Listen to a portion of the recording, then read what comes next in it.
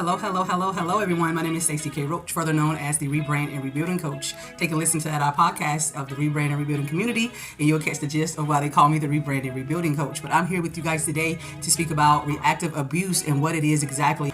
Reactive abuse is basically a control tactic used by perpetrators, such as bosses, co-workers, family members, toxic family members at that, toxic lovers, ex-lovers, friends. But they use it as a control tactic to basically shift the blame from themselves to you, to make it in a two-sided thing, as if they only did and said what they said because they know how you're going to react. They know how your personality is, so they said certain things because they just know you. So they use that as a control tactic, a mechanism to get you to shift the blame on yourself. Not only them shifting it on you, but you to shift it on yourself. All right, for you to apologize for the way that you reacted, knowing that you only reacted that way because they did and said something to get you to react. So I was not aware that this was such a thing. I always said, I wonder why we react the way we do. So I went to do some research on Google, like, what is this? Come to find out, I was 8 years old, that reactive abuse is a real thing, and people use these things, these techniques, these control tactics to get a response from you, either that they probably would never get if they don't say and do certain things to you, such as emotional abuse, physical abuse. When I mean physical abuse, I mean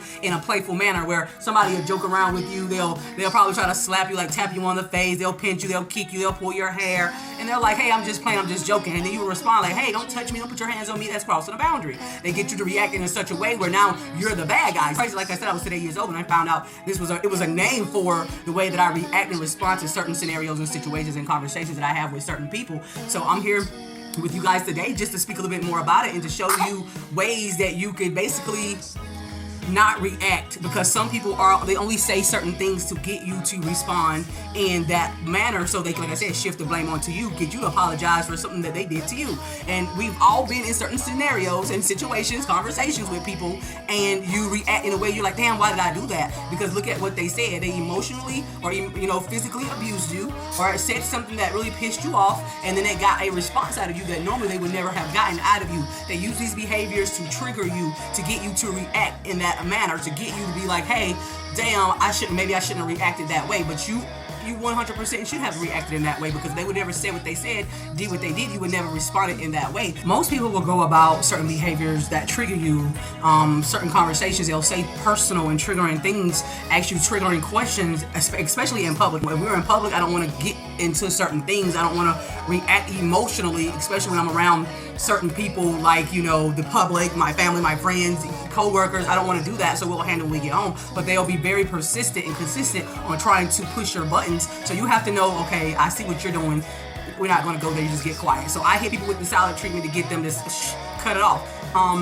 Some people intentionally, they'll try to violate you emotionally and physically, like I once said earlier. They'll do these things in public, and they like to make a scene. Some people like to make a scene to get you to respond, to react into their response, and then people looking at you like, oh wow, I didn't know she acted that way. I didn't know she carried herself, or he carried himself in that way, or in that manner. So like I said, once again, I'll hit them with the silent treatment until I get to where I want to go, and then I'm going to air you out. I'm sorry. Like, I'm just that person. Like, I'm not going to make it. I don't like making scenes in public. So watch how you talk to me, watch what you do to me, and most definitely don't put your hands on me. I don't like to be touched. Last but not least, a lot of people will bait you into an argument.